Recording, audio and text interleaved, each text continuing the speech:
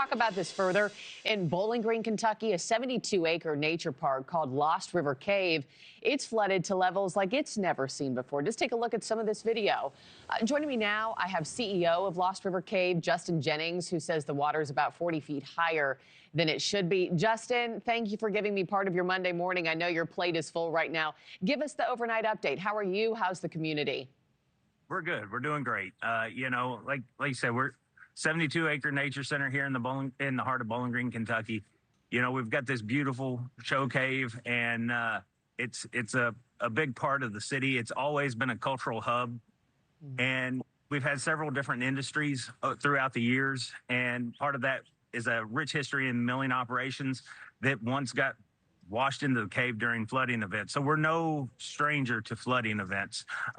We have a wedding venue behind me. You can see as the sun is coming up, we'll be able to survey the damage a little more as happened.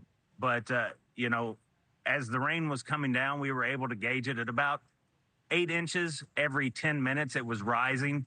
We have a drainage basin that's 55 square miles. So every drop of rain that enters or that hits the ground in that drainage basin ends up here because we're the lowest point. Yeah, I'm guessing those weddings for the wedding venue behind you, they're canceled for now? We are very careful to only schedule weddings during our low risk season. Right now with all the trees being defoliated, the grass and things like that are dormant.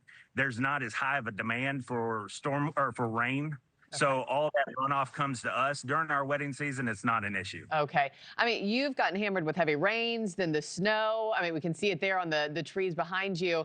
You've been there, I mean, correct me if I'm wrong, close to 2 decades, right? Have you ever seen any event like this before? Yeah, so I've been here going on 18 years. The highest I've seen it was in 2010. I think everybody remembers when Nashville flooded really, really bad.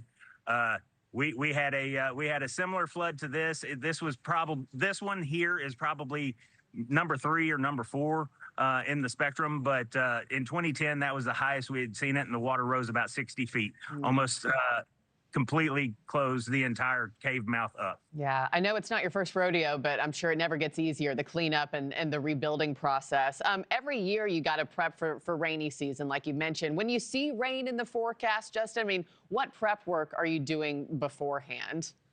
So we have a maintenance crew that is top notch. They come in, they'll remove all the electrical devices. We have 3 tour vessels that actually have to be craned out. We don't have a typical boat ramp. So we'll crane those out, put them on a rollback truck, and get them up to higher ground, away from the danger of flood water.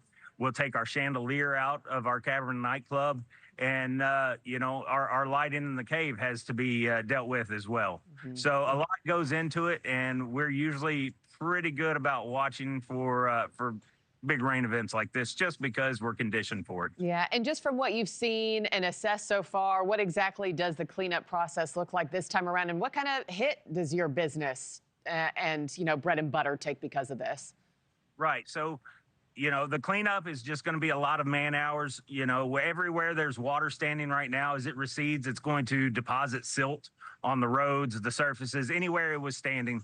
And we'll have to push that back down into the river. We'll have to, of course, rebuild our nightclub as far as all of our electrical outlets, our chandeliers, and hopefully within 2 to 3 weeks, we should be able to be back in the water and giving boat tours.